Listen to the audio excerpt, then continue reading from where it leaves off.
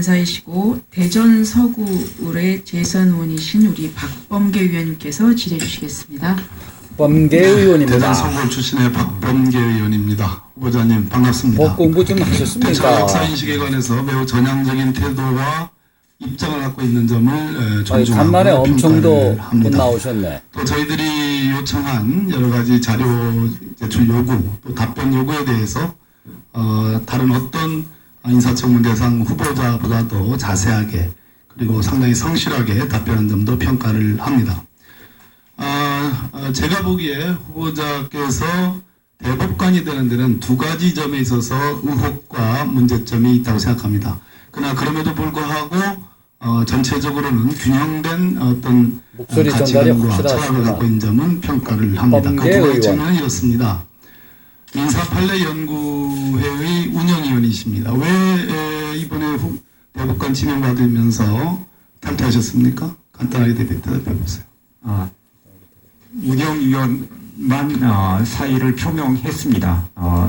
운영위원은 왜 사퇴하셨나요? 문제가 없으면 사퇴할 이유가 없지 않습니까? 대법관으로서 운영위원을 하는 것은 적절하지 않다고 생각했기 때문에 그렇습니다. 양승태 대법원장님께서도 민사판례연구회 회원이셨습니다. 역시 회원을 탈퇴하셨습니다. 적절하지 않기 때문입니다. 민사판례연구회는 200명이 넘는 회원을 갖고 있습니다. 당초 법원 내 또 일부 학자를 중심으로 한 그러한 연구회였지만 지금은 자연스럽게 법관이다가 사직을 해서 변호사가 된, 특히 김앤장에 소속된 변호사들이 많습니다. 오늘 후보자께서 우리 여러 의원들이 지적했던 의견서 7건 중에 6건이 김앤장의 의견서입니다. 그것이 아까 판결 결과에 거의 일치하다고 했습니다. 즉 후보자의 의견서가 들어감으로써 어쨌거나 시원시원합니다. 그쪽 당사자의 승소가 된 사례들입니다. 그런데 그 김앤장에는 김앤장 비리가 있는 것 같습니다. 회원들이 많이 계시고 충분한 답변을 하지 않으셨지만 그러한 재판들에 관여했던 법관들이 과연 민판연 소속인지 여부도 밝혀지면 그 파급은 상당할 것입니다. 밀어주고 끌어주고 하는 의혹이 있습니다. 서부지원에 3년 6개월 근무하시고 곧바로 발탁이 돼서 김앤장 벌금형 받아야 됩니다. 벌금. 양창수 교수에 의해서입니다. 양창수 교수는 석사, 박사학위 논문 지도를 합니다. 현 대법관이신 김소영 대법관 석사학위 논문 지도를 했습니다. 민판연 소속입니다. 그리고 대법관이셨던 민일령 대법관의 박사학위 논문 지도를 했습니다. 자연스럽게 후보자 김재형 교수가 서울대학교 법과대학 전임 강사로서 교수 직급인 전임 강사로서 박사학위를 받는 데의 지도 교수였습니다. 거꾸로 우리 후보자께서는 세 분의 대법관의 참고인으로 이곳 국회에 나와서 칭찬 일색의 진술을 하였습니다. 품앗이라고 보지 않을 수 없습니다. 품앗이죠? 이 점에 대해서 과연 학계 비리가 심합니다. 지금 뭐 어느 정도는 민사판례 연구회가 인정합니다만 후보자께서 말씀하신 것처럼 순수 학술단체인지 현재 후보자가 대법관이 되시면 14명의 대법관 중에 5분이 민사판례 연구회가 소속이 됩니다. 과거 한때는 6분이 되기도 했습니다. 대법원 전합체는 전체 대법관 3분의 2가 출석해서 그중에 과반수 찬성으로 전합체 의견을 냅니다. 이 정도면 전합체 의견에도 영향을 미칠 만합니다. 과연 민사판례 연구회가 대전 서구을 박범계 의원입니다. 계속 법관과 김앤장 소속 변호사들이 또 대형 로펌의 변호사들이 함께 어울려서 담합. 유지되는 것이 적절하다고 보십니까? 현상입니다. 담합. 위원님께서 말씀하신 부분을 저도 충분히 공감합니다. 저는 민사판례연구회 회원으로서 여러 번 발표도 했기 때문에 적절하지 않으십니까? 적절합니까? 고려해 볼 만합니까? 제 지적에 대해서? 충분히 고려하도록 하겠습니다. 다만 예, 됐습니다.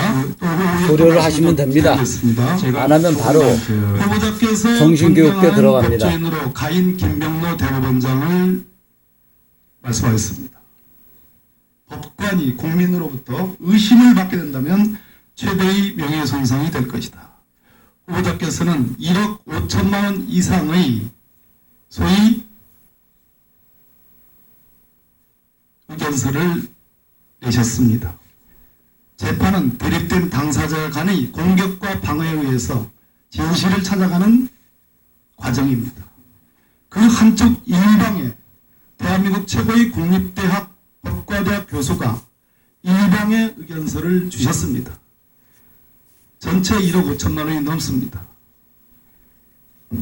그 한쪽에는 전체 7건 중에 6건이 김현장 변호사가 대리하는 사건들입니다. 저런 저희도의 중요한 대형 개발 사업이 있습니다. 그 사건에서는 당사자로부터 직접 2천만 원을 김현장이 받으셨습니다. 그 사건 역시 김현장이 대리하는 사건입니다. 아까 채권자 침해와 관련해서 우리 의원들이 말씀하셨는데 그 사건 역시 김현장의 민사판례 연구에 소속이 대리하고 있는 사건입니다.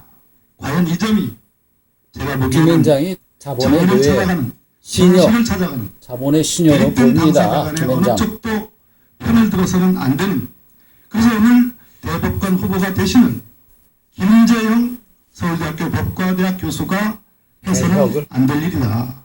그것이 아무리 노력한 논문이라 하더라도 학자는 논문으로 발표하는 것이지 또는 법원의 감정 촉탁에 의해서 자신의 의견을 객관적으로 발표할 뿐이지 대립된 당사자 간의 공격과 방어가 치열하게 이루어지는 그 어느 쪽 일방을 들고 그 일방이 민사판례 연구회로 뭉쳐져 있는 의혹을 받는다면 이것은 정의의 여신 디케가 얘기하는 공정한 저울이 아니다라는 게 본의원의 생각입니다. 이 점을 어떻게 생각하십니까?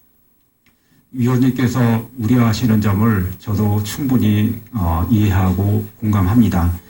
다만 말씀드리고 싶은 것은 저는 독일에서 독일의 판례가 전 세계적으로 신뢰를 받는 이유는 결국에는 교수들이 쓰는 감정 의견에 있다고 생각을 합니다.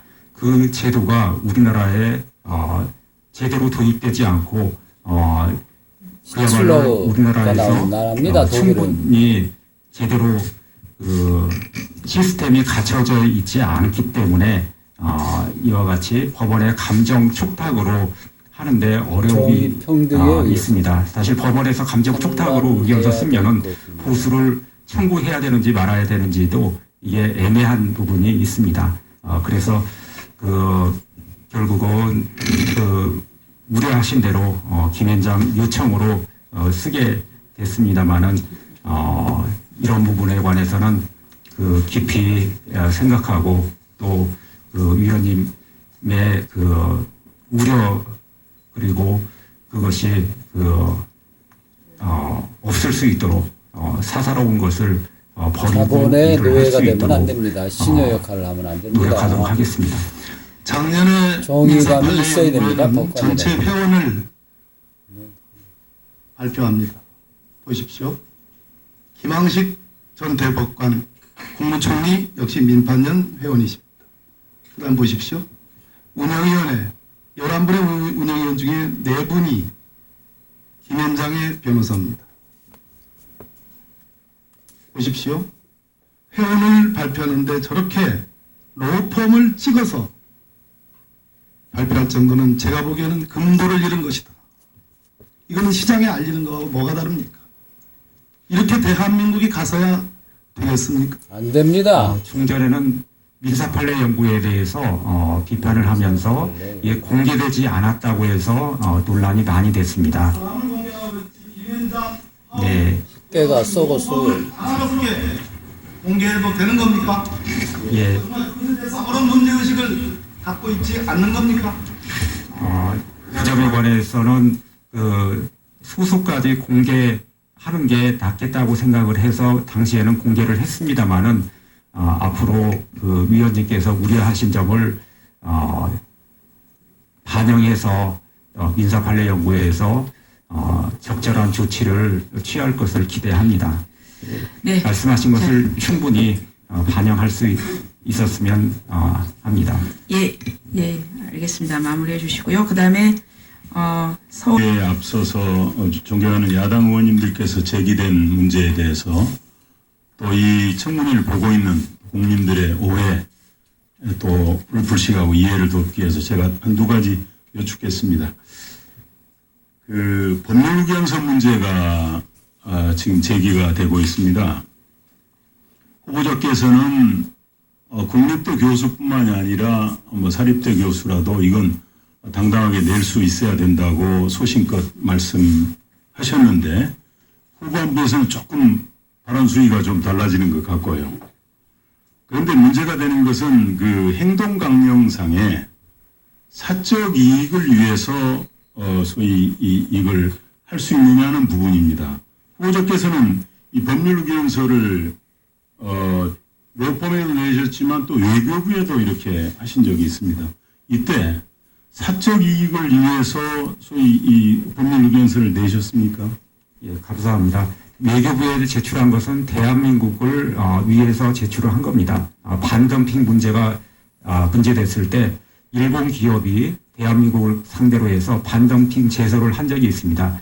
그때 대한민국을 위해서 제출을 한 것이기 때문에 그것은 사적 이익과는 무관한 것입니다. 제가 좀 혼동이 되는데요.